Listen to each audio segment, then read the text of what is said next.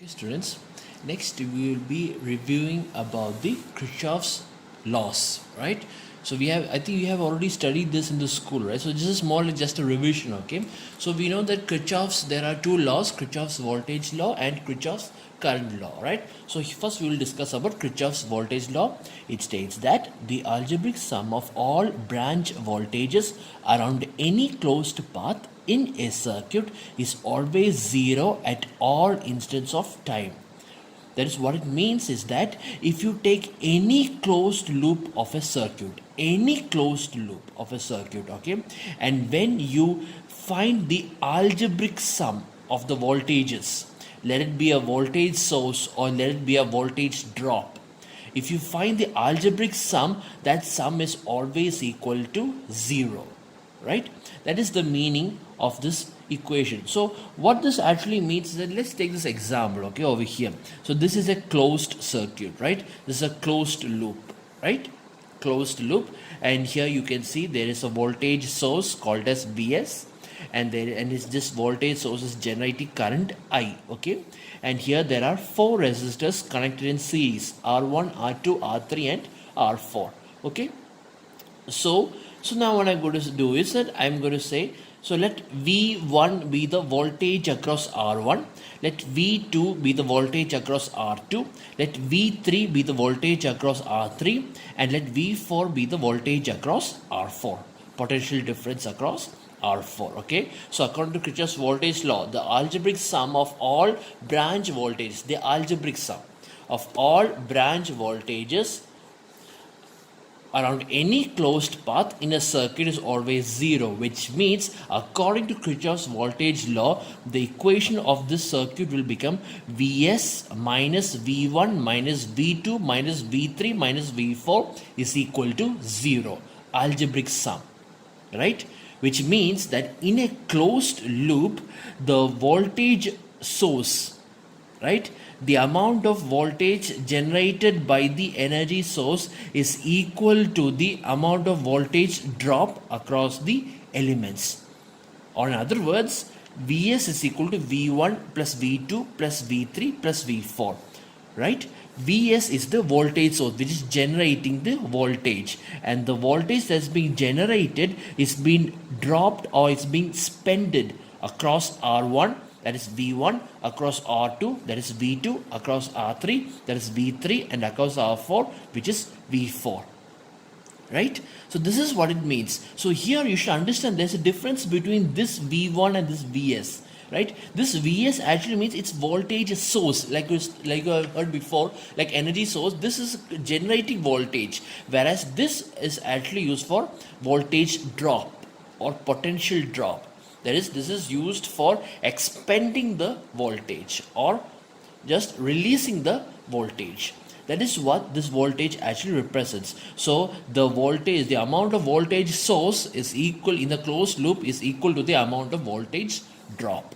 So here we know that the voltage source actually represents the Vs, and the voltage drop is the resistors, right? So therefore Vs is equal to V1 plus V2 plus V3 plus V4, okay? But this is not, but usually we don't write like this, okay?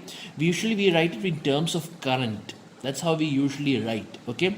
So here, as you can see very carefully, I have marked the value of current as I, okay? The value of current I, right? Which means what I meant is that there is a current flowing through this loop, and that current is called as I.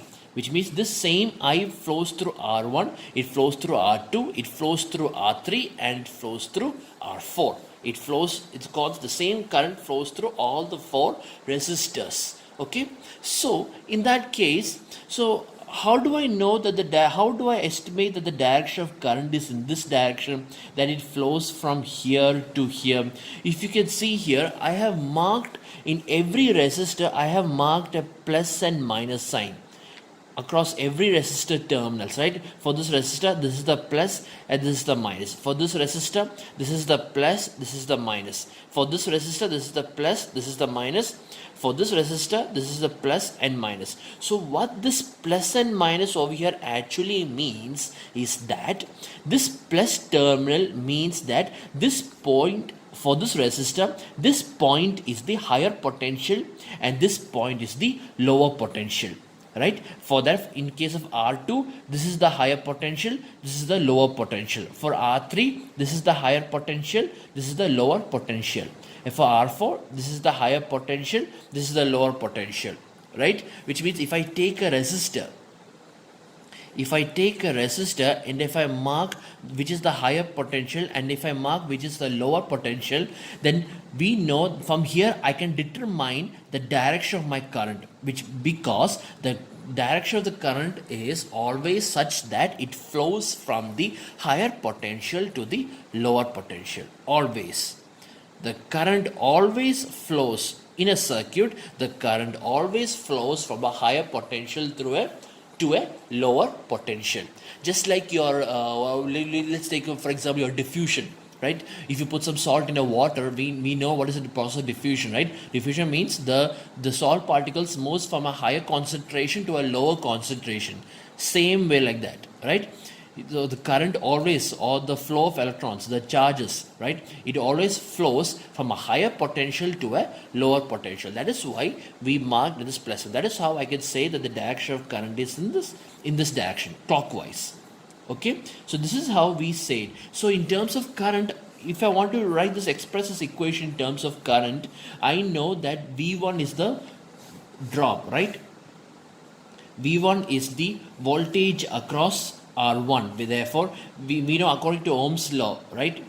Voltage is equal to current into resistor, right? So if I need to know the voltage across R1, then I need to know what is the current across R1 and the resistance of R1. And the current across R1 is I and the resistance of R1 is R1. So therefore V1 is equal to IR1. Same way, the voltage across R2 is, according to Ohm's law, it is the current across R2 into R2. I into R2. And the voltage across R3 is V3, which is equal to I into R3. And the voltage across R4 is V4, and therefore the equation for V4 is the current across R4 is I into R4. I into R4. Therefore, your Kirchhoff's voltage law equation becomes Vs is equal to IR1 plus IR2 plus IR3 plus IR4. This is how usually we write the equation in terms of current. To just this, why is because from here you can easily understand which is the potential drop and which is the potential rise, or where is the voltage increasing. So this is how we usually express the equation. On one side of the equation, on the LHS, on the left hand side of the equation, we express, or it can be on any side of the equation. On one side we express the voltage source, and on the other side we express the voltage drop.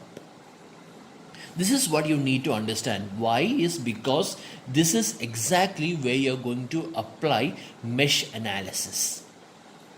Mesh analysis usually deals with this particular law, Kirchhoff's voltage law. So you should be able to write the equations, okay, of the Kirchhoff's voltage law. All right, and just for if I want to explain more clearly, see here, if I want to say, just you need to try to understand this also, right? See, if you can look over here, the voltage source over here, you can see that how the current is generated in this direction. Why? Because if you look at the battery over here, the voltage source over here, this is the positive terminal, this is the negative terminal, and so this voltage source is supporting the current. It is supporting the current. That is why the Vs over here is plus. That's why the Vs over here is a positive term. This Vs over here is a positive term. Okay. Suppose if I draw the same circuit in this format, that is, instead of putting positive terminal up and negative terminal down, instead of that I draw like this. In this part of the circuit I draw like this. Okay. And then I show my current like this. Then what does this mean? This means that the voltage source Vs is opposing my current. In that case, the equation will become minus Vs is equal to the rest of the equation.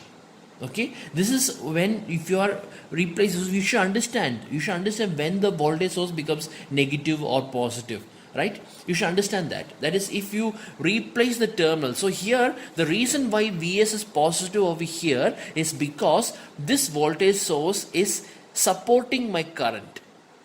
Alright, is supporting and generating the voltage, because we know that in a battery the voltage source always flows from a positive terminal and it goes to the negative terminal. This is how always the current flow is, right? It generates from the positive terminal and it goes back into the negative terminal. So this voltage source is actually supporting the current, and that is why Vs over on this side of the equation, the Vs is positive. Okay, and when does this Vs is negative? If the voltage source is opposing the current, like here you can see that the negative terminal, here if you see carefully, the current is flowing from the negative terminal, which is unusual, right? Usually current doesn't do that unless it is being forced to flow like that.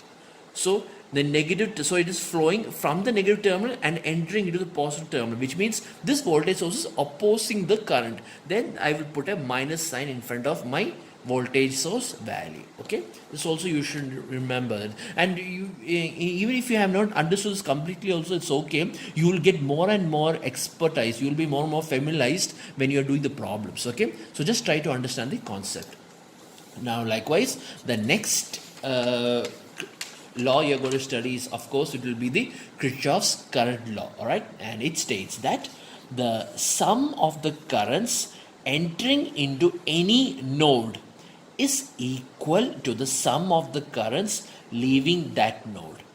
Right, this is what you need to know. The sum of the currents entering into any node is equal to the sum of the currents leaving that node. So what is a node? A node is a particular point, a particular junction in the circuit which is connected by two or more branches. That is called as a node. So if you look over here, this is a particular node, and this node has, let me see, 1, 2, 3, 4, 5, 6 branches connected to it. All right. So if you look over here, I have marked in such a way that the current leaving the node is represented by blue color, and the current entering the node is represented by red color. Okay, so if you look over here, according to Kirchhoff's current law, the sum of the current entering into the node is equal to the sum of the current leaving the node. So which means this is the, so which are the current that's leaving the node? I1, I3 and I5 is leaving the node, and which is entering the node? I2, I4 and I6 is entering into the node. So which means, according to Kirchhoff's current law, I1 plus I3 plus I5 is equal to I2 plus I4 plus I6. This is what it means. Okay. So, and one more thing you need to understand about this is that when if I take this I2, I4, I6 in this side of the equation, then the equation will become I1 minus I2 plus I3 minus I4 plus I5 minus I6 equal to 0, right? Which means that the current that is leaving the node is represented as positive, and the current that is entering the node, I am representing it as negative. Right, this is how we usually represent the direction of current. Okay, why is because that's one thing you need to know about my subject. That is, even if you have assumed the current direction as wrong, if you assumed the current direction as wrong also, it's okay. Why is because if suppose, okay, if I take a branch, right, suppose if I take a branch like this, okay, and then you are assuming that a current flows like this. Okay, a current direction goes from left to right. Okay, so suppose, and after when you are doing the problems, right, when you're doing the problems, finally we found that the value of current is equal to 3.5 amperes. Okay, 3.5 amperes. So if you find the current is equal to positive value, so 3.5 is positive value. So if you find a positive, if the value of the current is positive, which means that the direction that you assumed is correct. Right, but suppose if you find the value of current is equal to I is equal to minus 3.5 amperes, then what this means is that the actual direction of the current is opposite to that of what you have assumed. right? You have assumed that it's flowing from left to right, but you got the answer as minus 3.5, which means that the actually the current flows from right to left. So which means that that's the beauty about the subject. That is, even if you assume that the direction is even if you assume that the direction is opposite, you'll get the value as a negative, so you don't have to worry about it. So because of that, because of this concept, right, I can assume all my currents as entering the circuit, leaving the circuit. I can assume all the current as leaving the circuit, right? So which means that if I take the same branch, okay, I'm taking the same branch and I'm assuming that all the currents are leaving the node. It's just an assumption. You can make any assumption you want. That's the beauty of it. The actual value might be opposite. It can be a minus sign or plus sign, the actual number. But if you are representing it as in the form of variable, you can, just to simplify it, you can assume that in a particular node, all the currents are leaving that node, which means that all the current must be represented as a positive value. Then what will be your equation? Since all of them are entering, then this is all a positive value, so which means I1 plus I2 plus I3 plus I4 plus I5 plus I6. And according to Kirchhoff's current law, this I1 plus I2 plus I3 plus I4 plus I5 plus I6 is equal to 0. This is how we usually apply Kirchhoff's current law. That is, we assume that all the direction of the current is leaving the node, and then we write like this, in this format. This is very simple, a simple way of writing it, okay? And one more thing also I need to understand. So let me take another branch, okay? So let me take another node. In this node there are 3 branches, okay? That is, we have a resistor connected to this node. Let this be R1, okay? And then we have another resistor connected downwards, okay? And let me say, let this voltage be equal to let this voltage be V1. Voltage over here is V1. Let this voltage over here be V2, and this is R2, okay? And and here also I'm connecting another resistor, okay? And let this voltage at this point be V3, okay? And let me mark this point as, let me say, Vx, okay? Vx. This is R3.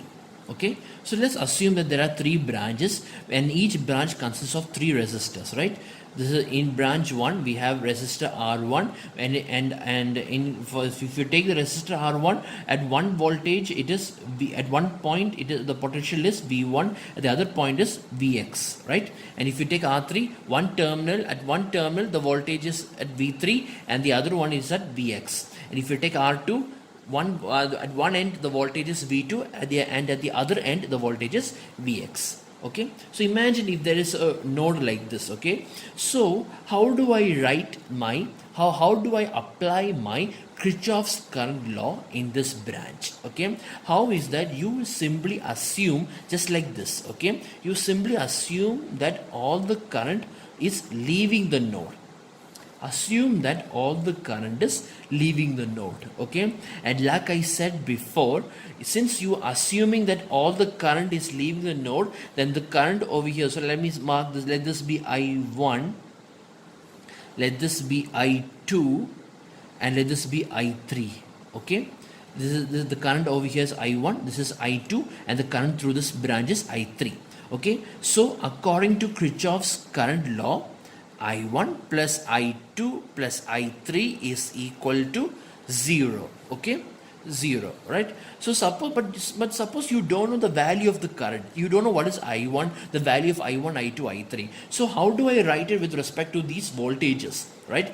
For that also, like I said before, we should learn to write the equation of I1, okay, and I2 and I3. So how do I write the equation of I1? You see, look at the direction of I1. It is flowing from Vx to V1. It is flowing from Vx to V1, right? So we have already told you that the current flows from a higher potential to the lower potential. So since I1 is flowing in this direction, Vx is higher potential, V1 is lower potential. Therefore, the value of the current is, or the value of I1 is equal to Vx minus V1 by R1, right? Ohm's law. So what is Vx minus V1? Vx minus V1 is the voltage across R1, because at one end the potential is Vx, at the other end the potential is V1. Therefore, the potential difference across R1 is Vx minus V1. And why it is Vx minus V1 and not V1 minus Vx? Because my direction of the current is such that it flows from the higher potential to the lower potential. Higher potential is Vx, lower potential is V1. Therefore, I1 is equal to Vx minus V1 by R1. Okay. Similarly, the value of I2 is Vx minus V2 by R2, and the value of I3, the value of I3 is equal to Vx minus V3 by R3, because Vx minus V3 is the potential across R3, right? Potential across R3. We know that according to Ohm's law, I is equal to V by R, right? V by R. So what is V? Vx minus V3, the potential difference across this resistor, Vx minus V3. And R3 is the resistor. So therefore, current is, here also the current is flowing from a higher potential to a lower potential. Since you are assuming that the current direction is in this direction, leaving the node, then the higher potential is Vx and the lower potential is V3. Therefore, Vx minus V3 by R3. This is how we find the value of current I3. Okay. So therefore, if you are going to apply these equations over here, then your Kirchhoff's current law will become like this. That is, it will become like this, that is Vx minus V1 by R1 plus Vx minus V2 by R2 plus Vx minus V3 by R3 is equal to 0. According to Kirchhoff's current law, this is equal to 0. This is how usually we apply the Kirchhoff's current law equation. Okay. What is Vx minus V1 by R1? That is the current across R1, which is I1. And what is Vx minus V2 by R2? That is the current that is leaving the node, that is I2. And what is Vx minus V3 by R3? It is the current through the resistor R3. And all of them are leaving, therefore all of them are positive. Okay. So this is the equation. You need to learn to write the equation in this format. Okay.